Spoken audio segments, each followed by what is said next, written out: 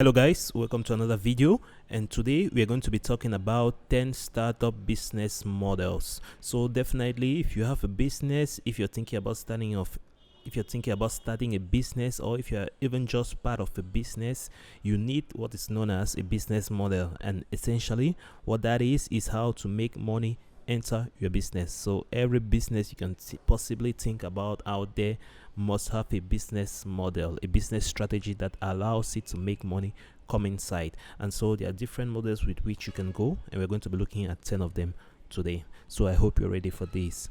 So right on, we can get started with it. And the reason why I precise startup is because you have to get started at some point. The big companies have many models on which they operate, but a startup or a small company, a small business must start with one particular strategy and focus on that strategy alone. Then afterwards, you can scale to have different strategies of making money. So for a startup, let's see the different business models you can operate. Definitely, you can check out this article in the link below. So the first business model, and something that is very popular in modern times, is the freemium business model. So I'm sure you're asking yourself why the apps you use are always free, why so many applications on your phone you don't have to pay for them, and it's simply because they operate on the freemium business model.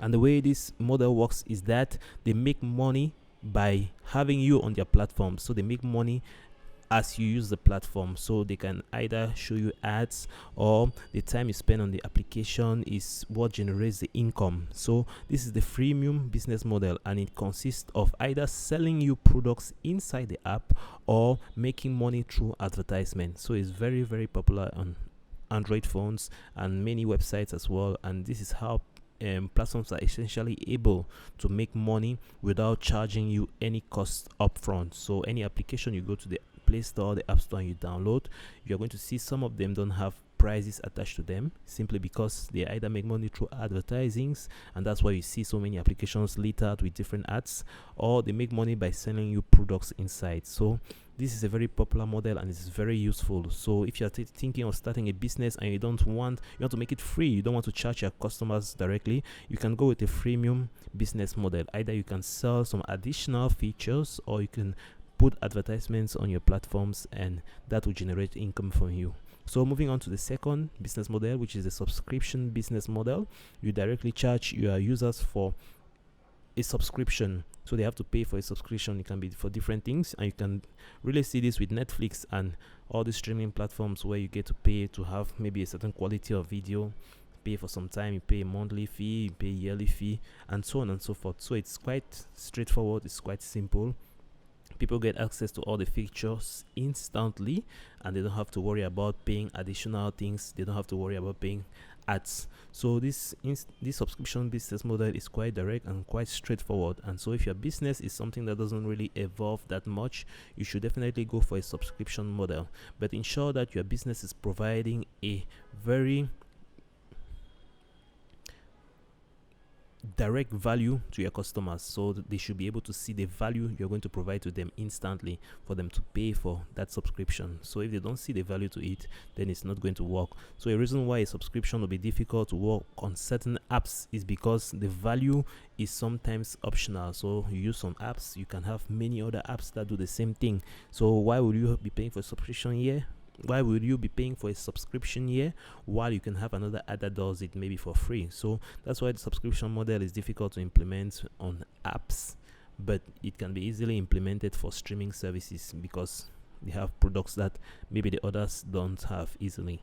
So definitely this is a very good subscription model. So moving on to the next, we have pay as you go business model. And essentially this is very good, because as you use a service, as you use a product, you just pay for what you have used. You don't need to pay a subscription and get access to everything. Well, you're not going to consume everything, but this one really charges you based on what you have used. So this is a very good one as well, when you are providing a measurable value to your customers. When you are able to quantify the value you are providing to your customers, this is a good way of going on it.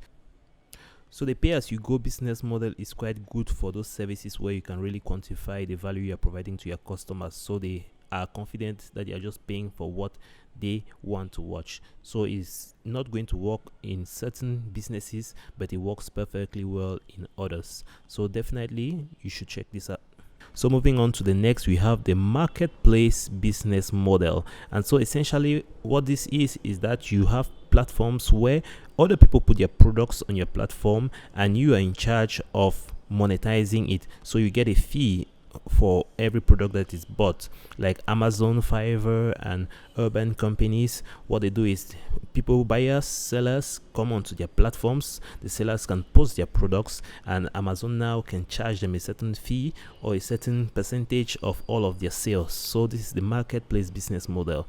So it works very well in e-commerce, and it is very profitable when you know how to do it and you know how to build a huge following. So depending on the business you are doing, does your business involve bringing other people's product on your platform, and so on and so forth? So definitely this is a wonderful business model, and it really generates a lot of income. So Amazon is one of the most profitable companies in the world, and it is through this business model that it has really made all of that money. So with this business model, all you have to focus really on is just bringing in more people on your platform. So the bigger the company gets, the bigger your money gets as well. So definitely it's one amazing form of definitely it's a wonderful business model, and it really works only for specific kinds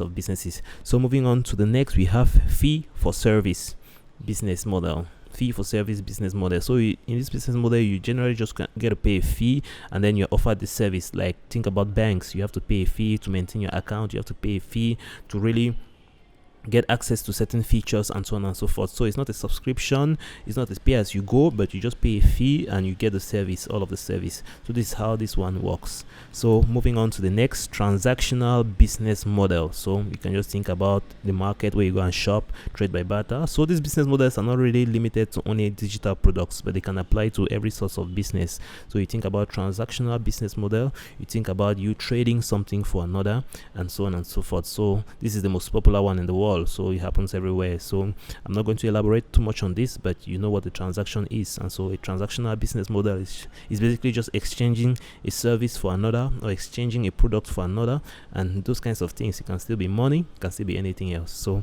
this is what the transactional business model is. So moving on to the next, we have the ad-based business model. And so I don't really think there's much to say about it. This is how Google operates, this is how Facebook operates, and the way it works is that they just place ads, and it's through the ads that they generate their revenue.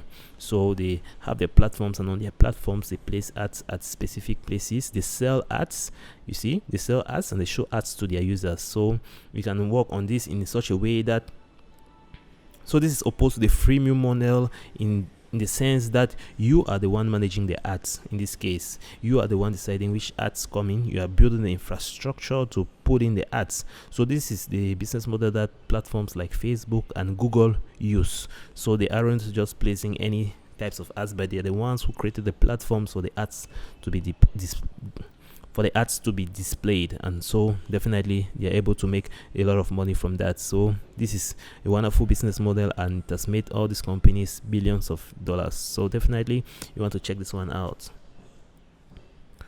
Moving on to the next, we have the hidden revenue business model. And so this is just about hiding some fees during your services. So you're not going to charge your customers in any way, but you maybe let them put their credit card numbers or their information, and you're able to charge them some certain fees. When you think about platforms like PayPal, and so what they do is that they just charge you fees for maybe you make a transaction, maybe you have an error, and so on and so forth. They always charge a little fee. And so this is how this hidden revenue business model works. So depending on your business, you might want to apply this to it. So moving on to the next, we have franchise business model. So a franchise is basically just opening a store from a popular brand. So when you think about KFC, Domino's, and maybe these huge restaurants, what they can do is that they let a third party or a random person be able to open a shop with their brand, and then they have to pay them a certain fee to have those brands in. So that's why you're able to see a lot of McDonald's and KFCs everywhere.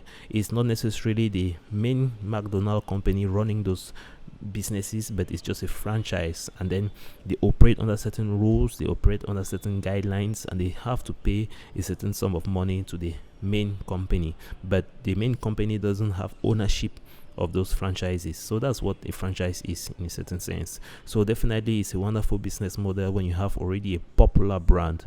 So some of these business models are really limited to certain conditions anyways. So moving on to the last, we have the razor blade business model.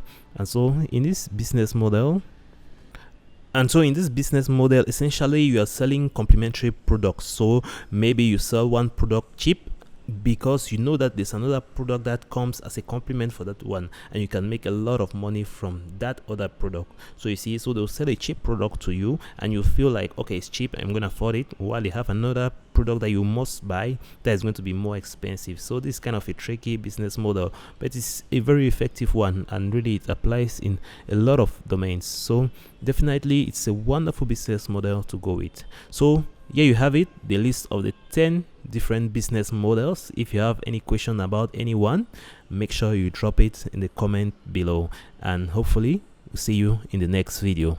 Bye.